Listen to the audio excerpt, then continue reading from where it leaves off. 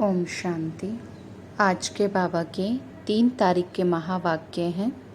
बाबा ने बच्चों को कहा कि बच्चों के अंदर कोई भी प्रकार का देह अभिमान ना हो, कोई भी बाबा ने कहा इच्छाएं अपने मन में नहीं रखनी है और इस कलयुगी दुनिया के बाबा ने कहा टेम्पररी चीज़ों को अपने लिए स्वीकार नहीं करना है। कई बार बच्चे होते, किसी ने कोई सम्मान किया, कोई तारीफ़ की, कोई महिमा की, तो तुरंत ही देह अभिमान में आ जाते हैं। अपने अहंकार वश होकर के सोचने लगते कि हाँ सच में हमने इतना अच्छा कार्य किया, हम बहुत इंटेलिजेंट हैं, हमारे जितना कोई समझदार नहीं है। तो इस चिंतन में जा कर के ओवर एक्साइटमेंट में आ जाते हैं। और यदि वही व्यक्ति कुछ दिन बाद आकर के अपमान कर दे, कोई कमी निकाल दे, तो बहुत जल्दी दुखी भी हो जाते हैं। इसलिए बाबा हम बच्चों को कहते हैं कि बच्चे हमेशा अपनी स्थिति को एक रस बना करके रखो, चाहे कोई अपमान करे या कोई सम्मान दे, लेकिन हम बच्चों को हर हाल में खुशहाल रहना है, अपनी स्थिति को हलचल में नहीं लाना है। यदि किसी की एक लाइन बोलने पर, एक शब्द बोलने पर हमारी स्थिति हिल जाती है, हम परेशान हो जाते हैं, अगर किसी ने थोड़ी सी कोई कमियां हमारी बता दी, हम उदास हो जाते हैं, इट मीन्स हम आत्मा अभी शक्तिशाली नहीं बने हैं, इसलिए छोटी छोटी बातों पर घबरा जाते हैं। इसलिए बाबा हम बच्चों को कहते हैं कि बच्चे हमेशा अपने आप को हर हाल में खुशहाल रखो, स्टेबल रखो अपने माइंड को। तो आज के बाबा के 3 तारीख के महावाक्य हैं। बाबा ने कहा, मीठे बच्चे, शिव बाबा तुम्हारे फूल आदि स्वीकार नहीं कर सकते। बाबा ने कहा, मीठे बच्चे, शिव बाबा तुम्हारे फूल आदि स्वीकार नहीं कर सकते, क्योंकि वह पूज्य व पुजारी नहीं बनते। तुम्हें भी संगम पर फूलहार नहीं पहनने हैं। प्रश्न है, भविष्य राज्य तख्त के अधिकारी कौन बनते हैं? उत्तर है, जो अभी माता पिता के दिल तख्त को जीतने वाले हैं, वही भविष्य तख्त नशीन बनते हैं।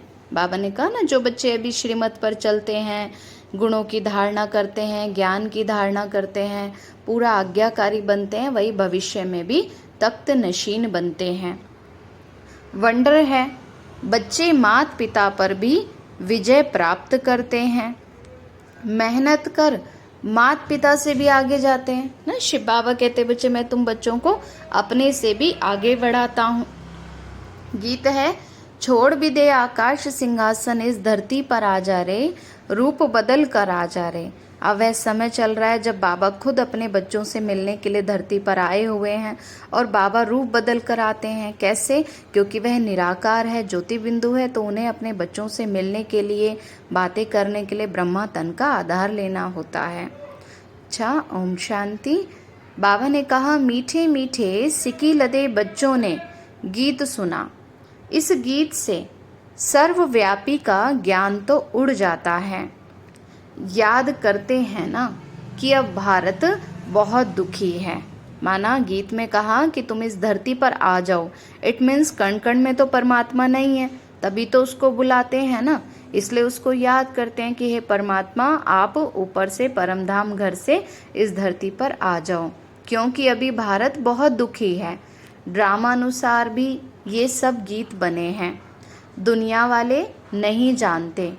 बाप तो आते हैं पतितों को पावन करने व दुखियों को दुख से लिबरेट कर सुख देने के लिए। बच्चे जानते हैं ना, वही बाप आया हुआ है, जिस परम पिता परमात्मा को हम इतने जन्मों से बुला रहे थे, वही बाप आया हुआ है। बच्चों को पहचान मिल गई है।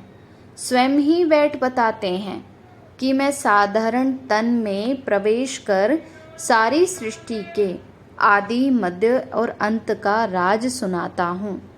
सृष्टि तो एक ही है, सिर्फ नई और पुरानी होती है। बाबा ने आकर कहा कि बच्चे मैं ब्रह्मा तन में आकर बच्चों को सारा राज बताता हूँ कि कैसे सृष्टि नई से पुरानी हो जाती है। जैसे कि शरीर बचपन में नया होता है, फिर पुराना होता है, नया शरीर पुराना शरीर, दो शरीर तो नहीं कहेंगे ना, वही शरीर बचपन में नया है और बूढ़े होने तक पुराना हो जाता है तो एक ही ना, सिर्फ नए से पुराना बनता है। वैसे ये दुनिया भी एक ही है, नए से अब पुरानी होती है। नई कब थी यह कोई बता ना सके।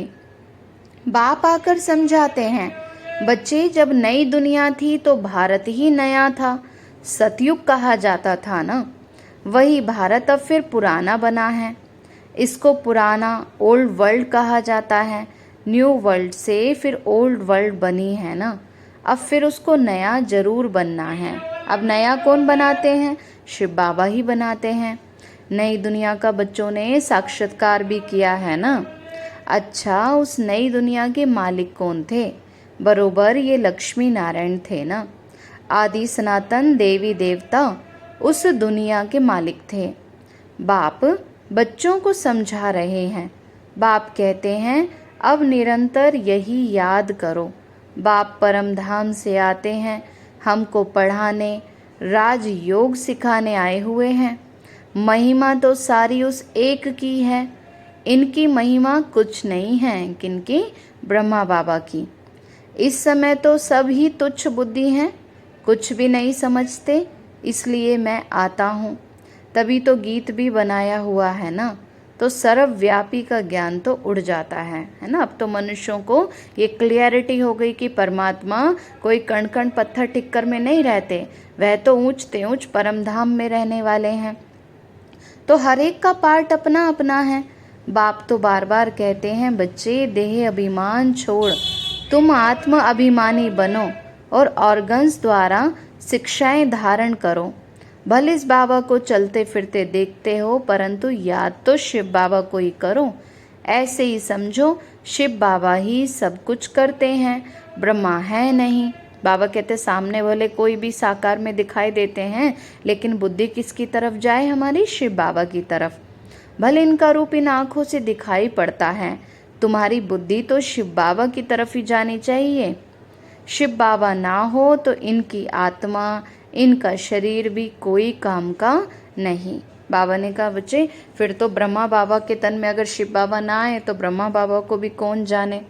हमेशा यही समझो, इनमें शिव बाबा हैं, वह इन द्वारा हमको पढ़ाते हैं। कौन? शिव बाबा हमको ब्रह्मा बाबा द्वारा, उनके तन के द्वारा पढ़ाते हैं। तुम्हारा यह टीचर नहीं, सुप्रीम टीचर तो वह है। बाबा कहते निमित्त मात्र, भले मुरली कोई भी सुनाए निमित्त मात्र सामने बैठ करके, लेकिन जो टीचर है हम सभी का वो कौन है? शिव बाबा ही है। ज्ञान का सागर तो शिव बाबा है, तो याद तो उनको ही करना है। कभी भी जिस्म को याद नहीं करना है, बुद्धि योग बाप के साथ लगाना है। बच्चे याद करते हैं, फिर से आकर हमें ज्ञान योग सिखाओ। कल पहले भी बाबा ने हम बच्चों को राजयोग सिखाया था, इसीलिए अब बच्चे याद करते हैं कि बाबा फिर से आकर हमें ज्ञान योग सिखाओ। परमपिता परमात्मा के सिवाय कोई भी राजयोग सिखा ना सके।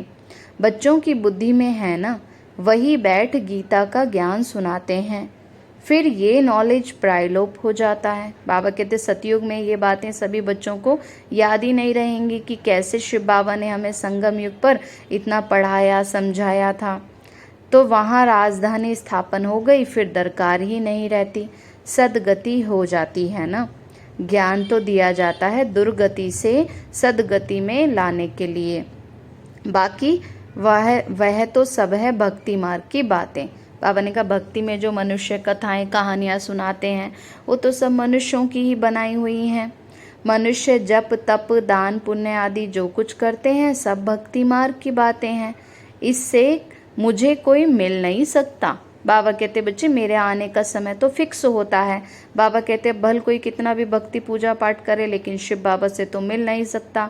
मन और बुद्धि का कनेक्शन भी हमारा बाबा से तभी जुड़ सकता है जब हमारा मन साफ हो। अगर हमारे मन में नेगेटिव विचार हैं, बदले की भावना है, गुस्सा है, ईर्ष्या है, नफरत है, तो बाबा से हमारा बुद्धि योग जुड़ ही नहीं सकता। तो इस समय तो मनुष्यों की बुद्धि पत्थर बुद्धि बन गई है ना, आत्मा के पंख भी टूट गए हैं। पत्थर से अब फिर से पारस बनाने बाबा कहते मुझे आना पड़े।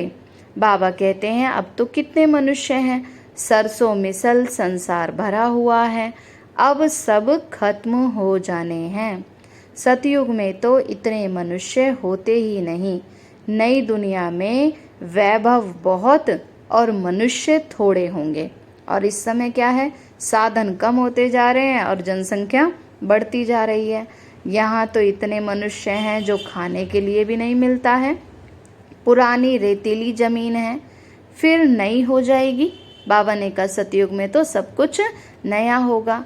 वहाँ तो है ही एवरीथिंग न्यू। नाम ही कितना मीठा है, हेवन, बहिश्त, देवताओं की नई दुनिया। तो अब पुरानी को तोड़ नई में बैठने की दिल होती है ना। बाबा कहते जब कोई पुराना मकान हो जाता है और उसको नया बनाना होता है तो जल्दी जल्दी क्या विश होती है सबकी कि नई में हम जल्दी से जाएं। तो अब बाबा कहते बच्चे नई दुनिया स्वर्ग में जाने की बात है ना, इसमें पुराने शरीर की कोई वैल्यू नहीं है। बाबा कहते सतयुग में तुम्हें कंचन काया मिलती है, इसलिए इस पुराने शरीर से भी कोई, बाबा कहते बच्चे, बुद्धि योग नहीं रखना है, मोह नहीं रखना है। शिव बाबा को तो कोई शरीर है नहीं। बच्चे कहते हैं बाबा को हार पहनाएं, परंतु इनको हार पहनाएंगे ना। शिव बाबा कहते मैं तो निराकार हूँ, मैं कैसे पहन सकता हूँ। अगर बच्चे हार लेकर आते हैं तो भी किसको पहनाते हैं, ब्रह्मा बाबा को। परंतु इनको हार पहनाएंगे तो तुम्हारा बुद्धि योग इसमें ही चला जाएगा। शिव बाबा कहते हैं हार की तो दरकार ही नहीं है, तो तुम ही पूज्य बनते हो, पुजारी भी तो तुम ही बनते हो। आपे ही पूज्य आपे ही पुजारी, तो अपने ही चित्रों की पूजा करने लगते हैं। बाबा कहते भक्ति मार्ग में द्वापर युग के बाद से बाबा ने कहा तुम बच्चे अपनी ही मूर्तियों की पूजा करने लगते। बाबा कहते मैं तो ना पूज्य बनता हूँ, ना ही फूल आदि की दरकार है। मैं क्यों ये पहनूं, इसलिए कभी फूल माला आदि लेते नहीं हैं। तुम पूज्य बनते हो, फिर जितना चाहिए उतना फूल पहनना। बाबा ने कहा सतयुग में तो भले सब कुछ पहनना। बाबा कहते अभी तो तुम बच्चे वनवाह में हो ना। बाबा ने कहा बच्चे मैं तो तुम बच्चों का मोस्ट बिलव्ड ओबीडियंट फादर भी हूँ, टीचर भी हूँ, सर्वेंट भी हूँ। बाबा कहते हैं बच्चे तुम जिस भी रूप में मुझे याद करोगे मैं उसी रूप में तुम बच्चों की मदद करूँगा, मैं उसी रूप में तुम बच्चों का साथ दूंगा। तुम एक पिता के रूप में याद करो तो पिता बनकर तुम्हारे साथ हूँ, तुम दोस्त के रूप में याद करो तो दोस्त बनकर तुम्हारे साथ हूँ। बड़े बड़े रॉयल आदमी भी जब साइन डालते हैं तो लिखते हैं ना, तो अपने को लॉर्ड नहीं लिखते हैं, अपने को क्या लिखते हैं, सर्वेंट लिखते हैं। यहाँ तो श्री लक्ष्मी नारायण श्री फलाना एकदम श्री अक्षर डाल देते हैं, अपने को श्री कहलाने लग जाते हैं।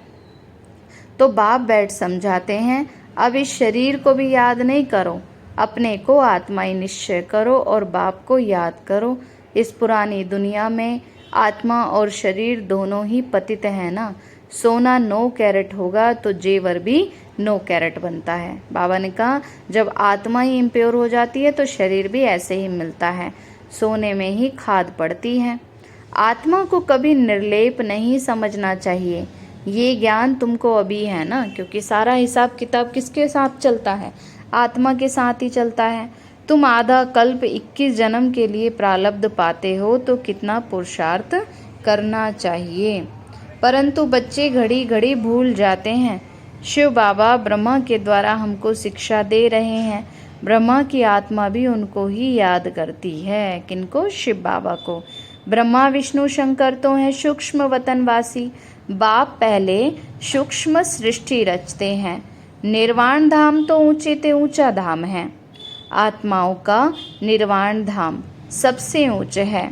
एक भगवान को सब भक्त याद करते हैं, परंतु इस समय तमो प्रधान बन गए हैं तो बाप को भूल ठीक कर भीतर सबकी ही पूजा करते रहते हैं। हम जानते हैं जो कुछ चलता है ड्रामा शूट होता जाता है। ड्रामा में एक बार जो शूटिंग होती है, समझो बीच में कोई पंछी आदि भी उड़ता है ना तो घड़ी घड़ी वही रिपीट होता रहेगा। बाबा ने कहा हर 5000 वर्ष के बाद सेम रिपीटेशन होती रहेगी। पतंगा भी उड़ता हुआ शूट हो गया तो फिर वही रिपीट होता रहेगा। यह भी ड्रामा का सेकंड सेकंड रिपीट होता जाता है, शूट होता रहता है। यह बना बनाया ड्रामा है। तुम एक्टर्स हो, सारे ड्रामा को तुम साक्षी होकर देखते हो। एक एक सेकंड ड्रामा अनुसार पास होता है। पत्ता हिला, ड्रामा पास हुआ। ऐसे नहीं कि पत्ता पत्ता भगवान के हुक्म से चलता है, नहीं, यह तो सब ड्रामा में नूंद है। तो इसको अच्छी रीति समझना पड़ता है। बाप ही आकर राजयोग सिखाते हैं और ड्रामा की नॉलेज भी देते हैं। चित्र भी कितने अच्छे बने हुए हैं। संगम युग पर घड़ी का कांटा भी लगा हुआ है। सृष्टि चक्र के चित्र में दिखाया ना कि किस तरह से संगम युग में घड़ी दिखाई, माना ये इशारा दिया गया है कि अब समय बहुत कम रह गया है। कलयुग अंत, सतयुग आदि का अभी ये संगम चल रहा है। अभी पुरानी दुनिया में तो अनेक धर्म हैं, नई दुनिया में तो ये नहीं होंगे। तुम बच्चे हमेशा ऐसे समझो, हमको बाप पढ़ाते हैं, हम गॉडली स्टूडेंट हैं। भगवानुवाच है, मैं तुमको राजाओं का भी राजा बनाता हूँ। राजे लोग भी तो लक्ष्मी नारायण को ही पूजते हैं, तो उन्हों को पूज्य बनाने वाला मैं हूँ ना। जो पूज्य थे वही तो अब पुजारी हो गए हैं। तुम बच्चे समझ गए हो, हम सो पूज्य थे, फिर हम सो पुजारी बने। बाबा तो नहीं बनते। शिव बाबा कहते मैं तो पुजारी नहीं बनता। बाबा कहते ना मैं पुजारी हूँ ना पूज्य बनता हूँ, इसलिए मैं ना हार पहनता हूँ ना पहनाने पड़ते हैं। फिर हम क्यों फूलों को स्वीकार करें? तुम भी स्वीकार नहीं कर सकते हो कायदे अनुसार, उन देवताओं का हक है।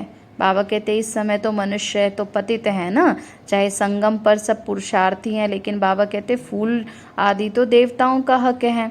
उनकी आत्मा और शरीर पवित्र है ना, तो वही हकदार हैं फूलों के। वहाँ स्वर्ग में तो हैं ही खुशबूदार फूल। फूल होते ही हैं खुशबू के लिए, पहनने के लिए भी होते हैं। बाप कहते हैं अभी तुम बच्चे भी विष्णु के गले का हार बनते हो, माना वैष्णव दुनिया में जाने के लायक बनते हो। नंबरवार तुमको तख्त पर भी बैठना है। जिन्होंने जितना कल पहले पुरुषार्थ किया है अब भी करते हैं और करने भी लग पड़ेंगे। नंबरवार तो हैं ही। बुद्धि कहती भी है फलाना बच्चा बहुत सर्विसेबल है। जैसे दुकान में होता है, सेठ बनते हैं, भागीदार बनते हैं, मैनेजर बनते हैं, नीचे वालों को भी लिफ्ट मिलती है, तो यहाँ भी ऐसे हैं। तुम बच्चों को भी माता पिता पर जीत पानी है। शिव बाबा कहते बच्चे इतना पुरुषार्थ करो जो सबसे आगे जाओ। तुम फिर वंडर भी खाते हो कि माता पिता से आगे कैसे जा सकते हैं। बाप तो बच्चों को मेहनत कर लायक बनाते हैं। रोज रोज बाबा देखो कितना प्यार से हमें समझाते हैं, रोज कितनी मदद करते हैं तख्त नशीन बनाने के लिए। इसलिए कहते हैं अब हमारे दिल रूपी तख्त पर जीत पहनने से फिर भविष्य के भी तुम तख्त नशीन बनेंगे। पुरुषार्थ इतना करो जो नर से नारायण बनो। एम ऑब्जेक्ट मुख्य है ही एक। फिर किंगडम स्थापन हो रही है तो उसमें भी वैरायटी पद हैं। तुम्हें माया को जीतने का पूरा पूरा पुरुषार्थ करना है। बच्चों आदि को भी भल प्यार से चलाओ, परंतु ट्रस्टी होकर रहो। ये नहीं समझना मेरे बच्चे हैं, मेरा परिवार है, मेरा घर है। ये याद रखना है कि सब कुछ किसका है, ईश्वर का है। भक्ति में भी तो कहते हैं ना, तेरा तुझको अर्पण क्या लागे मेरा। भक्ति मार्ग में कहते थे कि प्रभु ये सब आपका दिया हुआ है, आपकी अमानत आपने ले ली। मान लो कोई चला भी जाता है तो ये याद रखना चाहिए ना कि ये मेरा कुछ भी नहीं है, ये तो ईश्वर की अमानत है। तो परंतु मनुष्य समझते नहीं, मेरा मेरा करते रहते हैं। अच्छा, फिर रोने की तो बात ही नहीं है। जब ईश्वर की अमानत है तो रोने की बात ही नहीं। परंतु ये तो है ही रोने की दुनिया। मनुष्य कथाएं भी बहुत सुनाते हैं, मोहजीत राजा की कथा भी सुनाते हैं, फिर कोई दुख फील नहीं होता है। एक शरीर छोड़ जा कर के दूसरा लिया, वहाँ तो कभी कोई बीमारी आदि भी नहीं होती है। कहाँ? सतयुग में एवर हेल्दी निरोगी काया रहती है 21 जन्मों के लिए। तो बच्चों को सब साक्षात्कार भी होता है। वहाँ की रस्म रिवाज कैसे चलती है, क्या ड्रेस पहनते हैं, स्वयंवर आदि कैसे होते हैं, सब बच्चों ने साक्षात्कार किया है ना। वह पाठ सब बीत गया। उस समय इतना ज्ञान नहीं था। जब शुरू शुरू में बाबा ने बच्चों को अनेक साक्षात्कार कराए तो बाबा ने कहा उस समय इतना ज्ञान नहीं था। अब तो दिन प्रतिदिन तुम बच्चों में ताकत बहुत आती जाती है। यह भी सब ड्रामा में नूंधा हुआ है। वंडर है ना। परमपिता परमात्मा का भी कितना भारी पार्ट है। खुद ही बैठ समझाते हैं। भक्ति मार्ग में भी ऊपर बैठ मैं कितना काम करता हूँ। बाबा ने कहा बच्चों की इच्छा रहती है ना कि कहीं साक्षात्कार करें, कहीं कोई कार्य में मदद चाहिए, कोई विघ्न आ गया उसको पार करने की शक्ति चाहिए, है ना। कहीं कोई बच्चा बीमार है तो वो बाबा को याद करके बुलाते हैं। तो बाबा ने कहा बच्चे मैं ऊपर बैठे भी कितना काम करता रहता हूँ। नीचे तो कल्प में एक ही बार आता हूँ। कब? संगम युग पर। बहुत हैं निराकार के पुजारी भी होते हैं, परंतु निराकार परमात्मा कैसे आकर के पढ़ाते हैं ये बात ही गुम कर दी है। ये मनुष्यों को पता ही नहीं कि कैसे परमात्मा इस समय आकर हम बच्चों को सच्चा गीता ज्ञान दे रहे हैं। गीता में भी कृष्ण का नाम डाल दिया तो निराकार से फिर प्रीति ही टूट गई। माना मनुष्य भूल ही गए कि परम पिता है कौन, फिर कृष्ण को भगवान समझने लगे। अब यह तो परमात्मा ने ही तो आकर के सहज राजयोग सिखाया और दुनिया को बदलाया।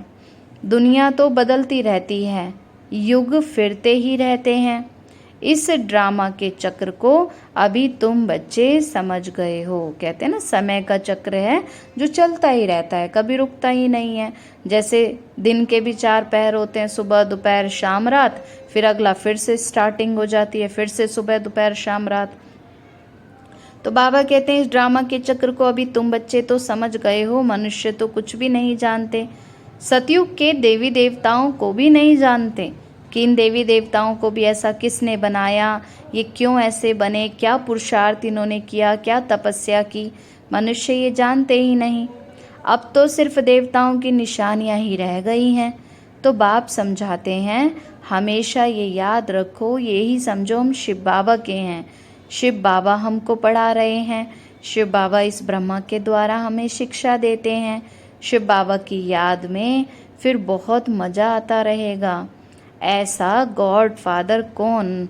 वह फादर भी है, टीचर भी है और सतगुरु भी है। कई बाप बच्चों को पढ़ाते हैं तो ज़रूर कहेंगे ना कि ये हमारा फादर भी है और टीचर भी है। लौकिक में हम देखेंगे ना पिता ही टीचर भी होते हैं कई बार, परंतु वह फादर गुरु भी हो ऐसे तो नहीं होता है ना। हाँ टीचर हो सकते हैं, गुरु नहीं हो सकते।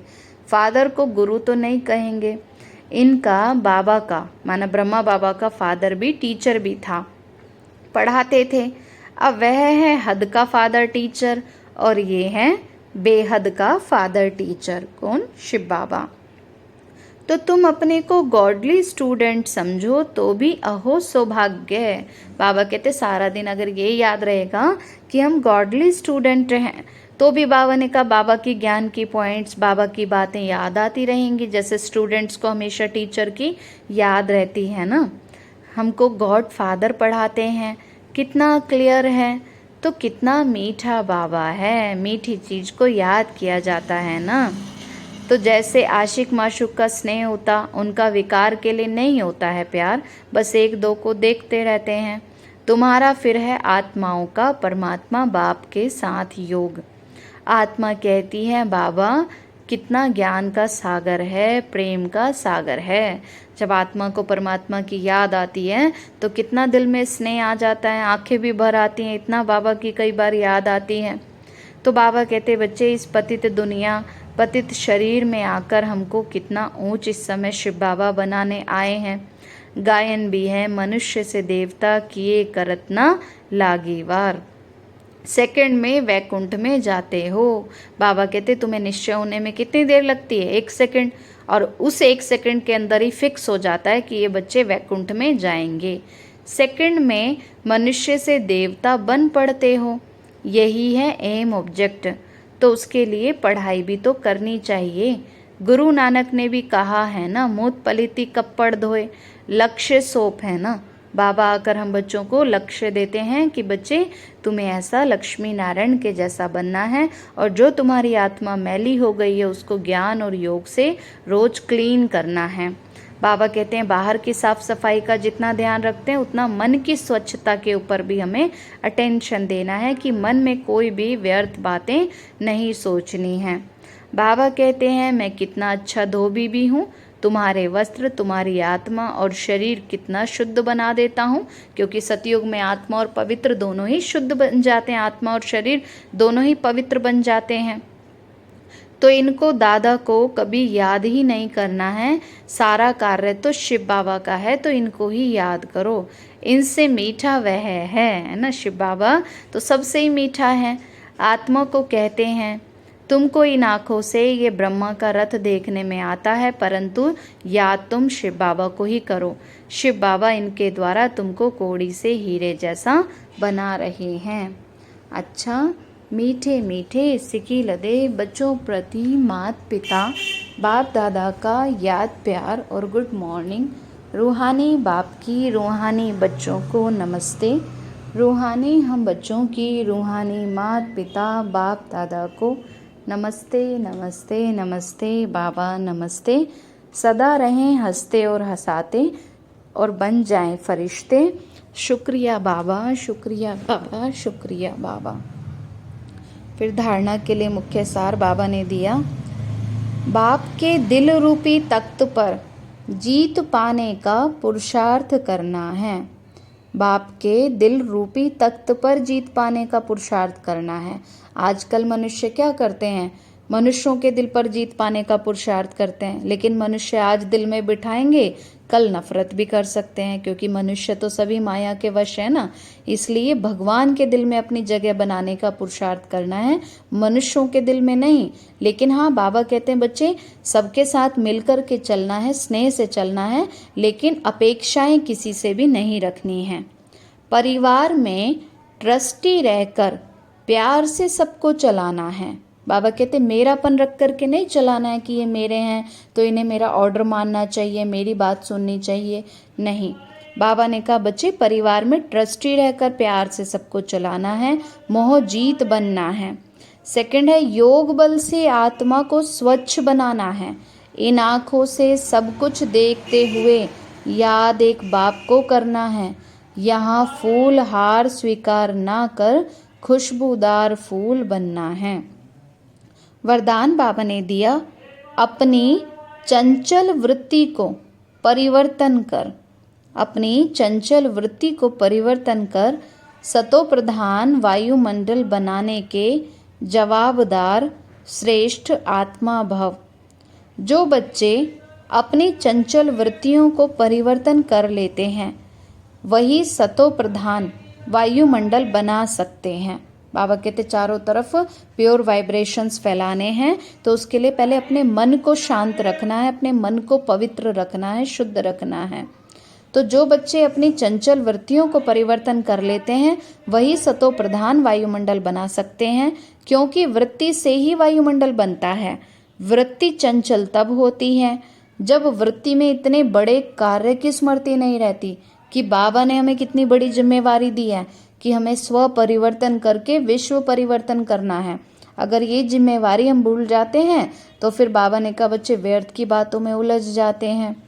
अगर कोई अति चंचल बच्चा बिजी होते भी चंचलता नहीं छोड़ता तो उसे बांध देते हैं। तो ऐसे ही यदि ज्ञान योग में बिजी होते हुए भी वृत्ति चंचल हो तो एक बाप के साथ सर्व संबंधों के बंधन में वृत्ति को बांध दो। सारे संबंधों का अनुभव किसके साथ करना है? बाबा के साथ।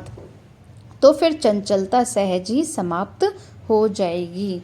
स्लोगन बाबा ने दिया, अलबेलेपन की लहर को समाप्त करने का साधन है बेहद का वैराग्य। इसलिए बाबा कहते हैं बच्चे अभी भी बच्चे कई बार लेजी होके चलते रहते हैं, सोचते हैं धीरे धीरे पुरुषार्थ कर लेंगे, अभी थोड़े ना विनाश हो रहा है, धीरे धीरे अपने आप को परफेक्ट बना लेंगे। लेकिन बाबा कहते हैं बच्चे अब तो अंतिम इशारे मिल रहे हैं, कोई भी घड़ी अंतिम घड़ी हो सकती है, इसलिए अपने अंदर के अलबेलेपन को समाप्त करो। बाबा कहते हैं इस कलयुगी दुनिया से बेहद का वैराग्य लाओ। अच्छा, ओम शांति, ओम शांति, ओम शांति।